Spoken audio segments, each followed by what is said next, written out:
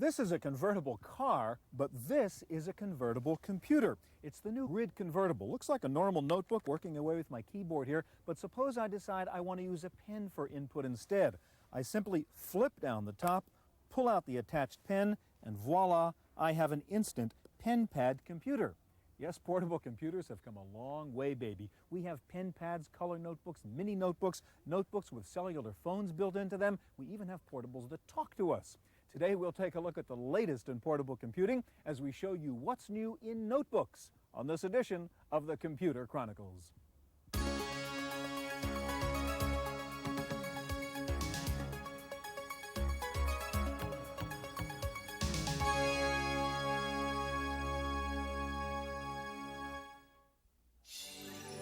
Computer Chronicles is made possible in part by Intel, the world's leading manufacturer of microprocessors. Intel, the computer inside. Additional funding is provided by the Software Publishers Association, providers of educational materials to help manage software. Don't copy that floppy. Welcome to the Computer Chronicles. I'm Stuart Chaffee, and with me today is Peter Ott, Editor-in-Chief of Portable Computing Magazine. Peter, I've got a couple portable computing goodies I want to show you right now. This is the new mini book developed jointly by Lexmark and Chipson Technologies. Listen what this thing has. Number one, it weighs only 2 pounds. It runs on AA batteries for 40 hours. It has a built-in Disney sound source card, so you can even play those games on your little mini book over here. It has a microphone in it so that you can dictate into this machine if you want a dictation machine. It has a built-in mouse key. It has 2 PC MCI-A slots so you can have your peripherals or your extra memory in here. And the thing's going to sell for like about $700. Pretty amazing. This black box over here is neat if you're a notebook user, called the Presenter Plus. You develop a presentation in your notebook, you show up at the hotel, and there's nothing to plug it into, right? Here's a good old-fashioned TV set over here. We're watching a football game. It must be a TV set. I'll switch into video mode, and boom, I'm now converting my VGA output into NTSC, and that's all I need to just run a presentation. Here's a presentation put together with persuasion, and I'm doing the job. Let's talk about the machines themselves, though. There are zillions of notebook computers out there. How in the world does a guy decide which one to buy, how to figure out the right machine? Well, I think there are a lot of different considerations, but first of all, I think that that person needs to assess their own needs. Where are they going to use the machine, and are they going to use it inside or outside? Color screen or monochrome screen, is that necessary? And then they need to figure out what kind of software they wish to run, DOS, Windows, and from that they can then figure how much RAM they need, how large a hard drive, and some of these other considerations. But there's one more thing, and I think this is very important. You really need to take a look at the comparison reports. Look at the benchmarks. How fast is this machine really? What kind of battery life is it getting? And some of the ergonomic considerations. And I think once you kind of consider all these different facets, you can make a very intelligent decision. Okay, we'll try to help out today, Peter. We're going to show you 6 of the best new portable computers to help you figure out which machine may be right for you. But you know, once you've bought your notebook computer, you have just begun. The real road warrior also wants one of those spiffy new battery-operated portable printers. So we checked out the latest technology in portable printers at the recent Fall Comdex. Among the many products on display at Comdex were portable printers of all sizes and quality. While the portable PC market has seen tremendous growth, the market for portable printers has not kept pace. Users have been unwilling to buy a portable printer that compromises on quality, but with these printers, there won't be any compromises. Citizen America demonstrated the world's smallest laser quality printer. The PN48 weighs just 2.5 pounds and is only as big as it has to be to work. It uses thermal fusion printing technology, which means that the ink dries instantly, so it won't smear. The PN48 costs $549 for the complete package you see here. At the Lexmark booth, they showed off IBM's portable printer. It's similar to the Citizen printer and rumored to be licensed from Citizen, though neither company will confirm that. The 4070 IJ prints 3 pages per minute with a resolution of 360 by 360 DPI.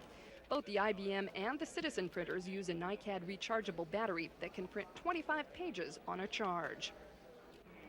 Canon introduced the BJ10EX portable printer here. It's a little bigger than the Citizen, weighing in at 4 pounds. It features bubble jet technology for high-quality printing, and there's an optional 30-sheet automatic feeder available to set up an office on the road. Retail price is about $500, but you'll need to add on the optional NiCad battery pack for travel. One company well known for their printers is Hewlett-Packard. They introduced the HP DeskJet 500 printer based on thermal inkjet technology. One inkjet cartridge prints about 500 pages, and the camcorder-type battery lasts for 100 pages. The basic printer sells for under $600. There's an optional 50-sheet paper feeder and carrying case that holds both the printer and the portable PC. Finally, if you need a really rugged portable printer, check out the Millwright from Axonics. This dot matrix printer weighs in at 8 pounds, but with its metal case and sturdy latches, it's the only portable printer that can claim to still work after being thrown out of a Jeep at 30 miles an hour. For the Computer Chronicles from Fall Comdex, I'm Janelle Stelson.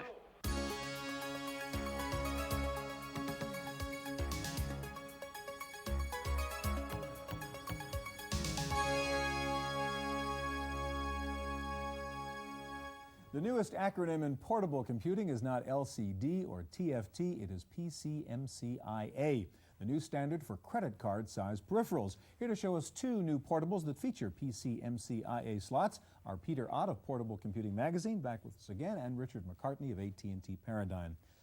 Peter, first of all, in addition to your magazine, you've got this book out, which is a pretty handy-dandy guide for portable users, the Mobile Office Magazine Laptop Source Book, and you address all kinds of portable computing issues in here. One of them is this PCMCIA business, these neat little cards we talked about briefly at the beginning.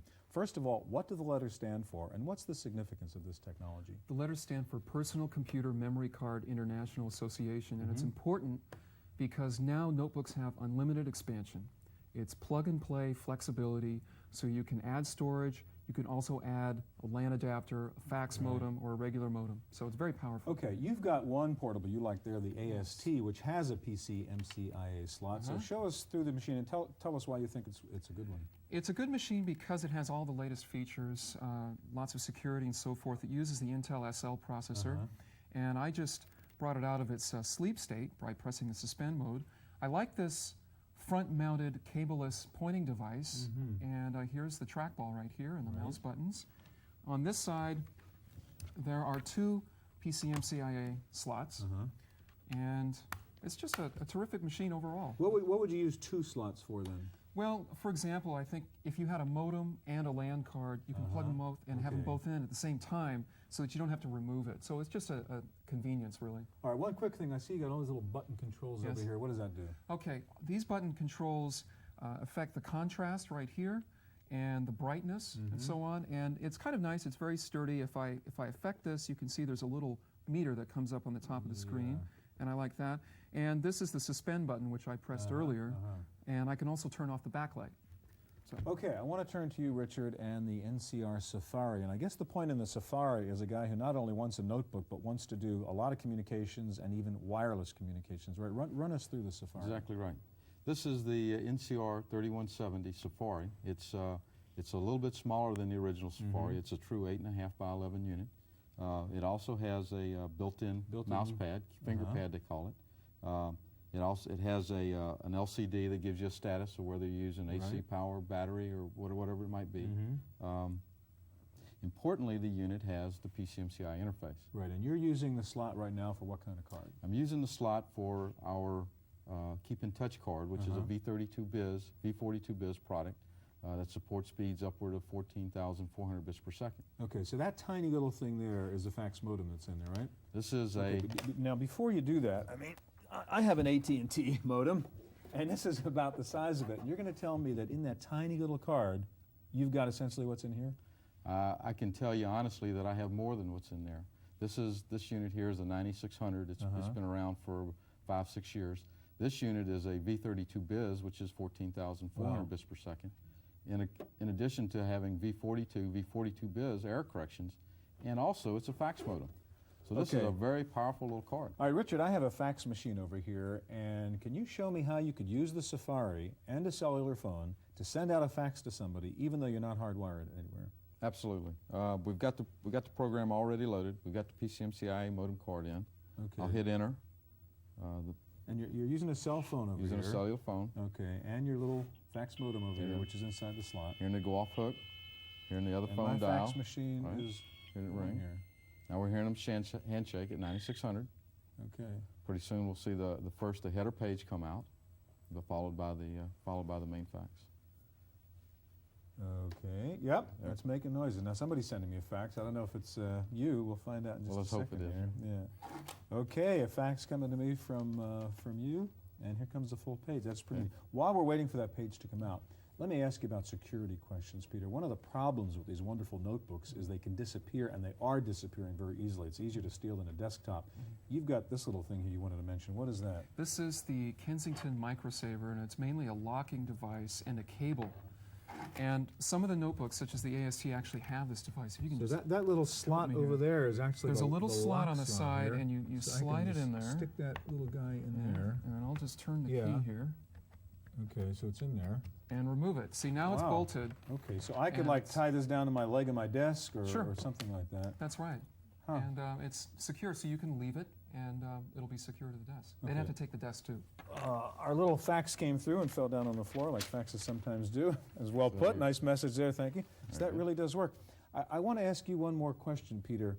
The power we're seeing in these notebooks right now, I mean, they do everything. Is the desktop computer an endangered species? It is an endangered species, and I really, frankly, don't see any reason why someone should go and purchase a desktop anymore. There are a few last applications where it is appropriate, such as desktop publishing, but I think that in the very near future it will be possible to do it even on portable then. So I think the days are numbered. Okay, impressive machines. Thank you guys very much. All right, so let's say you are on an airplane clicking away on your portable, and you've got that airphone next to you, so you can call the office if you want to, but what if you want to plug your notebook into that airphone? Can you do it? Well, the answer is yes if you're on a U.S. airplane with a new feature called FlightLink.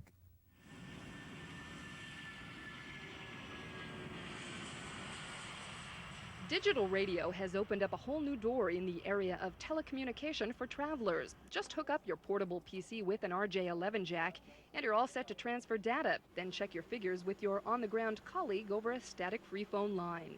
When you've finished your call, catch up on the latest stock report on your personal view screen or relax with a video game.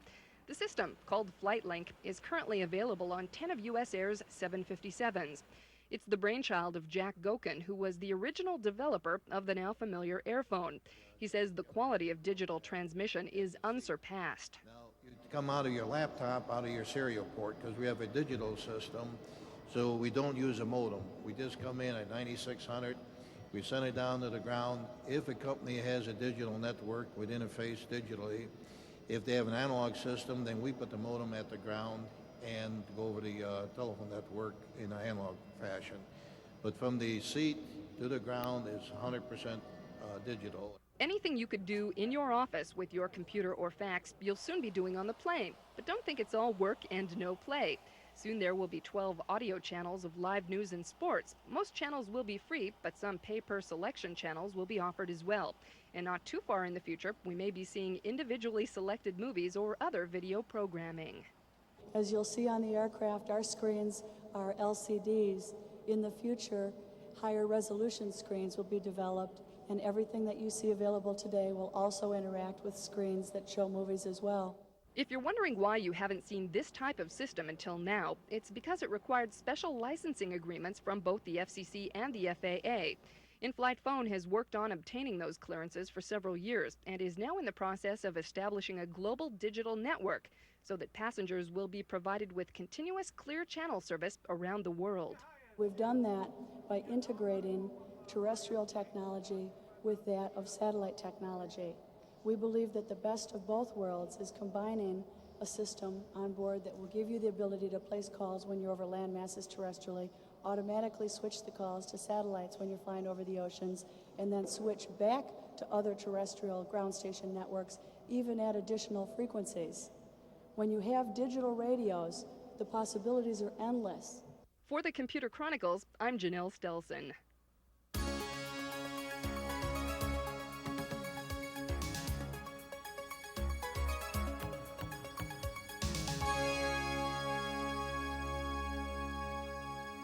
Well, computing without color is like a day without sunshine, right? So you want a color notebook. Here to show us 3 new color portables are Andrew Watson of Compaq and Jim Bartlett of IBM. Andrew, let's start with you. And you've got 2 models of Compaq notebooks here. First of all, tell us what's the difference. Yes, Stuart. We've basically got 2 products that represent some of the leading edge technologies that are available for 2 different classes of customer, 2 different classes of customer requirements. First of all, we have the Contura 325C, which is a full-function, very inexpensive color notebook, which, as you can see, has the passive matrix color display. It's a 386/25 megahertz based product, and it comes with your choice of either an 84 megabyte or a 120 megabyte fixed disk drive. On the opposite end of the spectrum, we have the compact LTE Lite 425C. This is a very high-performance 486 SL-based notebook that runs about 100% faster than a comparable 386 product. All right, I want to focus on the screen technology because price is a big factor if you're getting into color notebooks because they are more expensive, and one thing is whether you have that passive matrix or active matrix display, and I want to help our viewers understand the value of having that, whether it's worth the extra $1,000 or not. So on the left here, this is the passive matrix. First of all, just briefly, technically, what does that mean? What's the difference in passive matrix and active matrix? The key difference is the active matrix displays actually have transistors on each pixel to make sure that there is power to each pixel, whereas on the passive matrix displays, your power is running along the edges. So it gives you much more brightness, much more performance out of your display. Okay, now one thing I know with a passive matrix, let me for instance just move the cursor here, and you can see if I move that cursor real quick, you can see the sort of ghosting, a little bit of drag there. I mean, it's not really what you'd see if you were looking at a cathode ray tube display, would you? Just show us the same kind of cursor movement in active matrix. You can see here your cursor moves very smoothly. Yeah, it's absolutely crisp, isn't it? When you move pieces around. Very, very fast. Yeah, now one thing obviously, by the way, let's get off screens for a second. You have that sort of built-in trackball up there. Show me that thing again. This is the Easy Point trackball, where the trackball is right here. We have two buttons on the back of the display so that you can actually rest your hand on the table, get much more control over the trackball. All right, well, I'm still using, a little portable mouse trackball type thing on this one over here. Now let's get into something like solitaire if we can, so we can get a kind of more graphic, colorful display here of the difference between these two display technologies. We certainly see the difference in a 486 and a 386, don't we? All right, I mean, let's just let me try to move some cards around here if we can, and watch this and sort of, yeah, you can really see that's kind of marginal, isn't it? You can really see the major ghosting going on there. Do the same thing then on your machine. Oh, it's all the difference in the world, isn't all it? the difference in the world. Much more rapid response from the active matrix displays. All right, now what is the cost difference? I mean, what am I saving by making this compromise on this kind of display? Well, the Contura 325C starts at a list price of just under $2,500, and the Lite 425C starts at a list price of just over $4,000. So there's about a $1,500 delta. Which is the CPU difference, plus CPU the difference, display integrated difference. trackball, display difference, plus the Lite 425 is a docking station-based system, so you can actually plug it into an expansion base. All right, Jim, I want to turn to you, and you've got the new IBM ThinkPad 700C, which is your color notebook, and kind of just run us through what's in this machine. All right, Stuart. Well, this is our flagship product. This product is, of course, has a lot of the standard features you find in many of the competitive products. I'm not going to cover those, but talk about the things that make it specifically easy to use, such as the 10.5-inch active matrix TFT one thing, display. that is a pretty large display, isn't it? Yes, this is 50% larger viewing area than most competitive products have, which makes it really helpful. It's ideal for presentations. Another feature that makes it easy to use for those kinds of things is an integrated pointing device right here in the center of the that keyboard. little red dot, explain that to me. That's called Track Point 2, and it's in the middle of the keyboard, so you don't have to move your hands from the home row typing position to use it. And it's better than either a mouse or a trackball. So could you show us, you would put your index finger, put your finger on it, there. and you would be able to move the. I don't know if we have. Okay, you don't have a mouse up there, a cursor up there anywhere. Okay, well I can show it to you. Okay. If we get a mouse pointer, but that would allow you to move this anywhere on the display. And then there you sort of mouse clicks. You have over two there. buttons on the front, so it works for either left-handed or right-handed people, and they don't have to move from the home row typing position. But around that is a full-size, full-function IBM keyboard. Across the front of the unit, we have a front-loading floppy disk drive instead of from the side, so there's no more elbowing on the airplanes, and front-loading battery as well. The battery is 4 hours or more of battery life using the advanced power management techniques, standby, resume, and so forth. Also, the hard disk drive is removable from the front. And on the side, we have a communication slot that supports 3 different communication options, up to 14.4 kilobaud fax data modems that are also capable of being plugged into a cellular telephone. The whole system is modular, So not only can the 486 low-power processor be upgraded, but you can add a math coprocessor chip. The user can upgrade memory. It can also upgrade the hard disk drive all without tools. Okay, now this removable hard disk drive is something unique to this machine. I want you to show me how you can actually take the drive out. Well, I'm going to put the machine to sleep. Okay.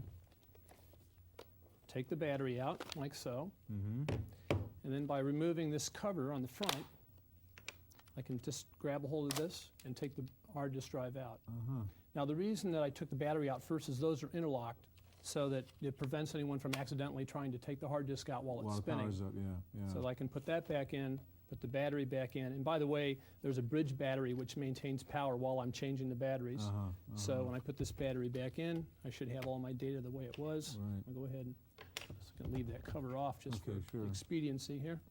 I should be able to wake up. And what's the price then on the ThinkPad 700C? This is street priced under $4,000 today, and there's a comparable product with a monochrome display that's street priced under $3,000. Okay. Andrew, let me ask you, we talked in the first segment with the other guys here about, I mean, your machines are all so powerful. I mean, you got 486 color, everything we want. I mean, why should anybody want to buy a desktop from you guys anymore when you've got these powerful notebooks? Well, that's a good question. There are a lot of examples where customers are going to a portable computer as their only machine, especially when you have desktop expansion capabilities as you do with the Light 425. But when people need more slots, they like larger displays, they need absolutely the most performance they can buy, 486, 66 megahertz. Half a gigabyte of mass storage. You still can't get there in an 8.5 by 11 6-pound product. Jim, you were going to add something to that. I was just going to say something similar. We offer a docking station for this product because people want to be able to come in and with one motion be able to connect into everything in their office environment, their network, all of their peripheral items, and we have a ThinkPad docking station for the 700C. So you both have docking stations where you just shove it in and do the whole thing. That's what it's coming to, isn't it? Absolutely. All right, thanks very much. That is our look at portable computing. Stay tuned now for this week's computer news on Random Access.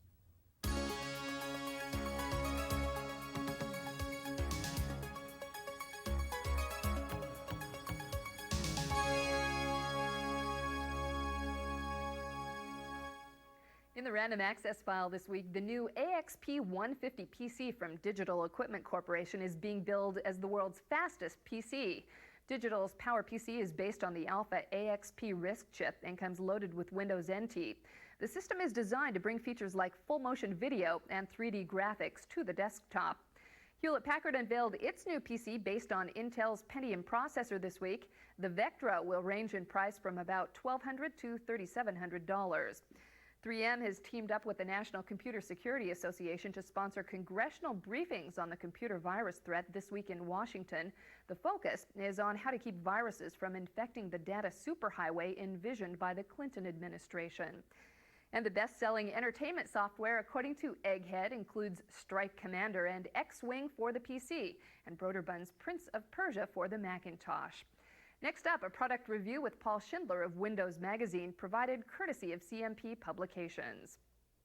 Today, we're going to take a look at a truly remarkable piece of hardware, the first Microsoft Windows computer. This is the Hewlett-Packard Omnibook. Smaller than a sheet of paper, it weighs just 3 pounds, and the most amazing thing is, well, watch this. I push the on button and it boots up instantly in Windows Program Manager. The Omnibook puts Windows in read-only memory. That's what allows it to boot so fast without going through DOS.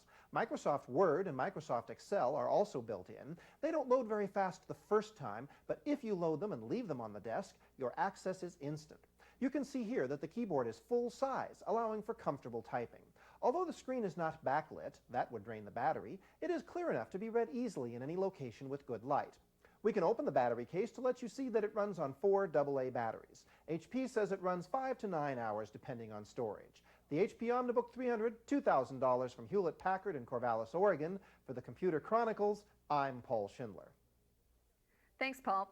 Nintendo's Game Boy superhero Kirby is now available for home video game players. Kirby's Adventure has 6 megabits of memory, more than any other Nintendo game title. That's it for this week's Computer Chronicles. I'm Janelle Stelson. Computer Chronicles is made possible in part by